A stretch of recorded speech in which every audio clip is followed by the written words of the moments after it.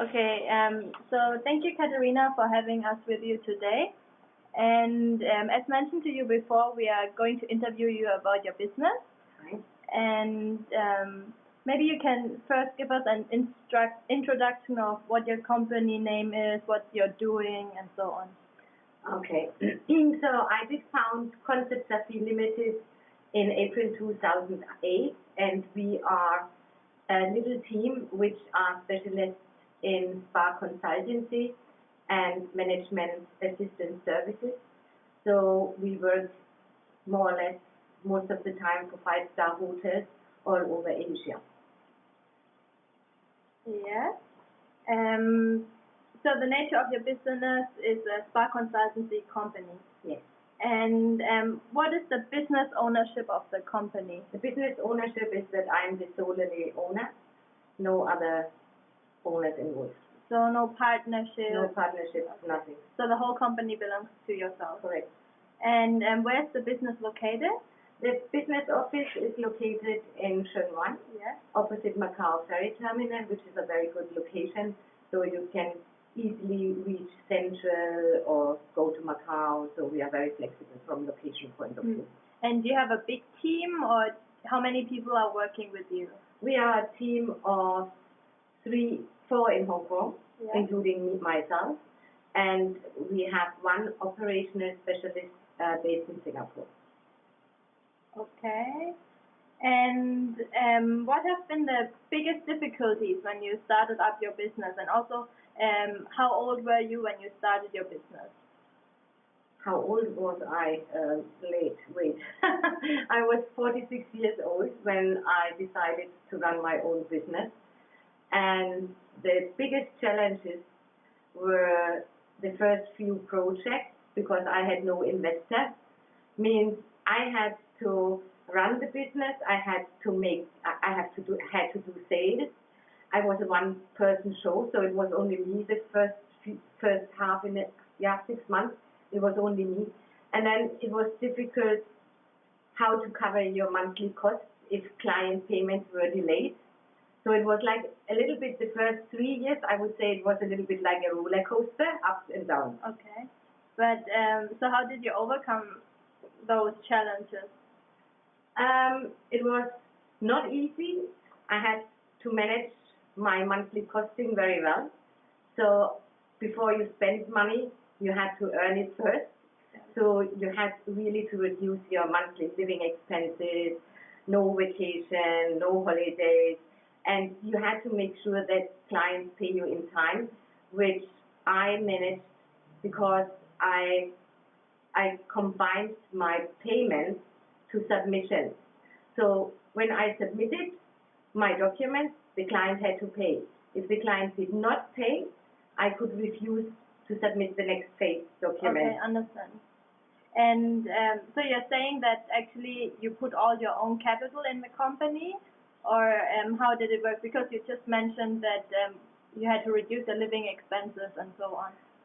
All my money was in the company, yes. Yes.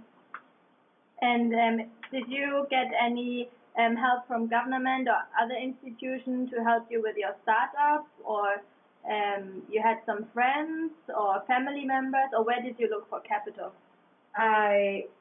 So the capital in the company is just for myself. Yes. And when I had a really bad time where most of the clients' payment were delayed, a friend helped me out with a 50,000 Hong Kong dollar loan, okay, interest-free, because he was believing in my little business and in me as a person. So I was able to pay him back within 2 months. So, and this was very helpful, knowing they are friends. In case I have a cash flow problem, that my friends would help me. I had no help from the government or from the banks with any loans or anything. But have you considered to ask government, or you didn't know there might be some funding available? I did not know that there might be funding available for a small business like mine. So I didn't contact the government. And no one told me when I set up the business that there would be business opportunities that I can apply for some help from the government. Okay.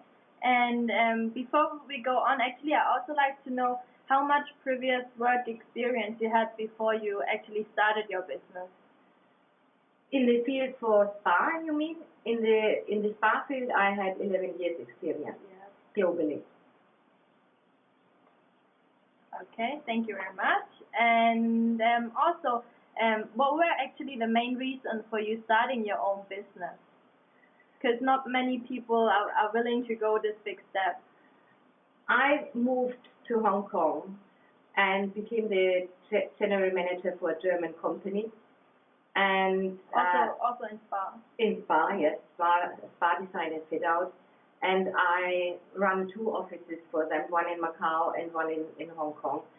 But then somehow I was no longer happy with the procedures of the owners in this company, and I had to decide what is the next step, and I resigned after 11 years being with them.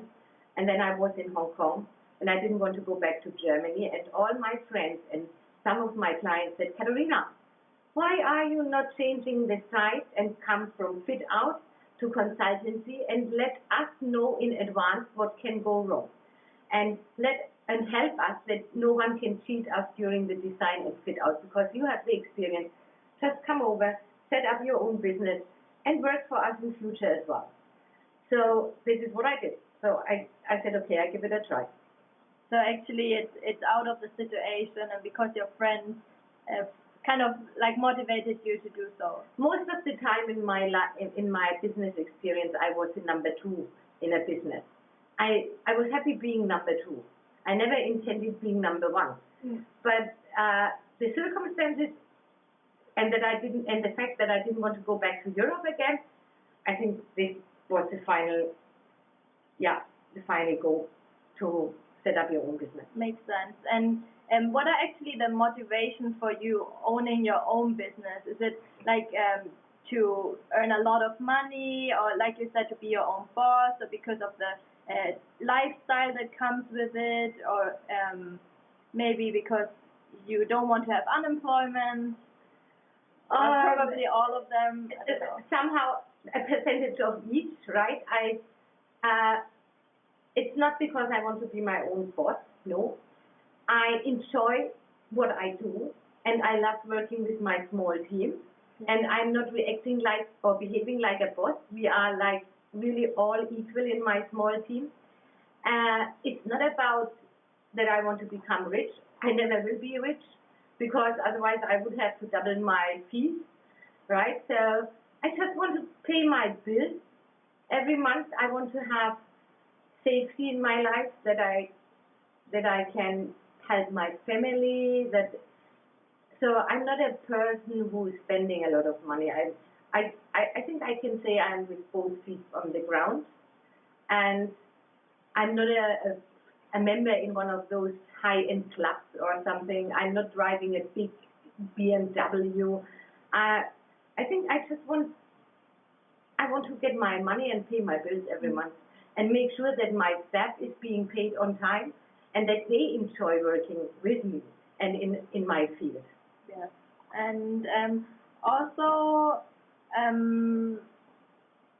I think that should be covering most of our questions.